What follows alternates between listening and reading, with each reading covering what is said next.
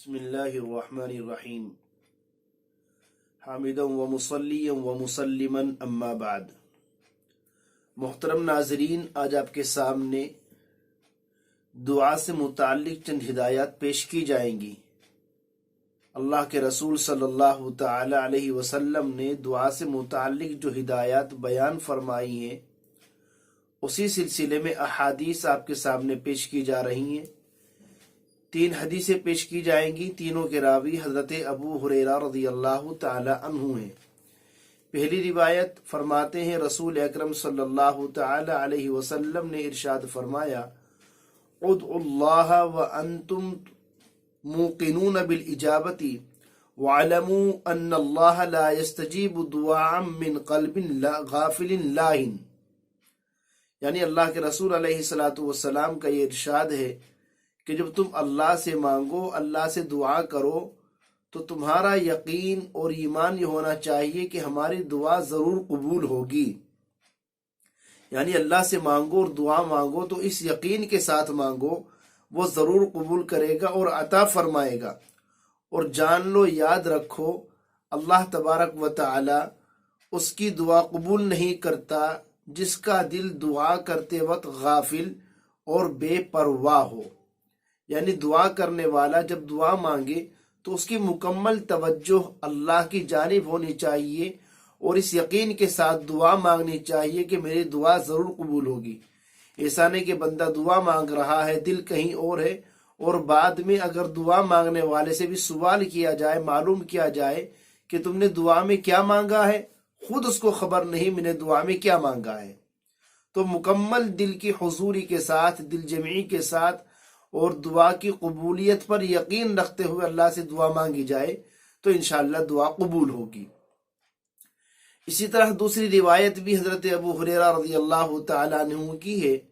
फरमाते हैं, अल्लाह के रसूल सल्लल्लाहु ताला अलैहि वसल्लम ने इरशाद फरमाया, इज़ा दआ अहदुकुम फला यकुल अल्लाहुम्मा इग़फिरली इन शिअता इरहमनी इन शिअता उर्ज़ुक़नी इन शिअता।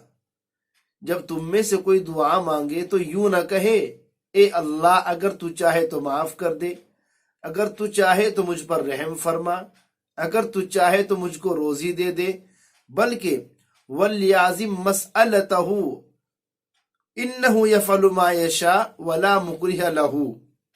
बल्कि अपनी तरफ से अज़्म और क़तइयत के साथ अल्लाह के हुजूर में अपनी मांग रखे।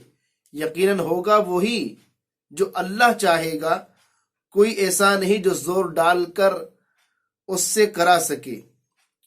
यानी मतलब ये है कि आजिज़ी, मुहताजगी, फ़कीरी और गदाई का तकाजा ये है कि बंदा अपने रब करीम से बग़ैर किसी शक और तज़ब्ज़ुब के अपनी हाजत मांगे। इस तरह न कहे, ए अल्लाह अगर तू चाहे तो ऐसा कर दे, चाहे तो ऐसा कर दे, क्योंकि इसमें एक तरीके से इस्तिग़ना है और ये मकाम अब्दियत के मुनाफी है। एक सवाली और फ़कीर और भिखारी भी जब किसी के दर पर जाता है तो उसके मांगने का अंदाज ये होता है, उसे यकीन होता है कि यकीनन मेरी ज़रूरत पूरी की जाएगी। कोई भी मांगने वाला यूँ नहीं कहता, आप चाहे तो मदद कर दें, आप चाहे तो दे दें, आप चाहे तो मेरी ज़रूरत पूरी फरमा दें, बल्कि हर सवाली इस अंदाज से सवाल करता है कि देने वाला खुद ब खुद मजबूर हो जाता है।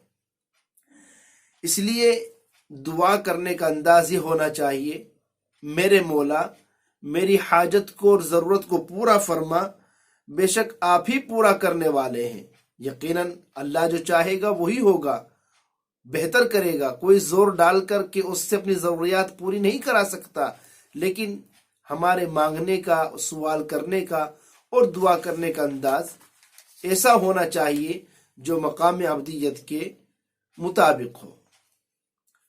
तीसरी रिवायत हज़रत अबू हुरैरा रज़ियल्लाहु ताला अन्हु रावी हैं। फरमाते हैं, रसूल अकरम सल्लल्लाहु ताला अलैहि वसल्लम ने इरशाद फरमाया, मन सर्रहु अन यस्तजीब अल्लाहु लहू इंद शदाइद फल्युक्सिर दुआ फिर रखा।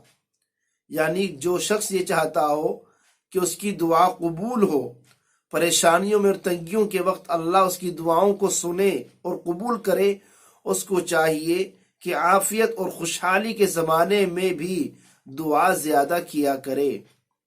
یہ اللہ کے رسول صلی اللہ تعالی علیہ وسلم نے بہت عمدہ نصیحت بیان فرمائی۔ عام طور پر ہم لوگوں کا اللہ کے ساتھ معاملہ یہ ہے، یوں کہہ لیجئے کہ ایک طریقے سے مطلب کی دوستی ہے۔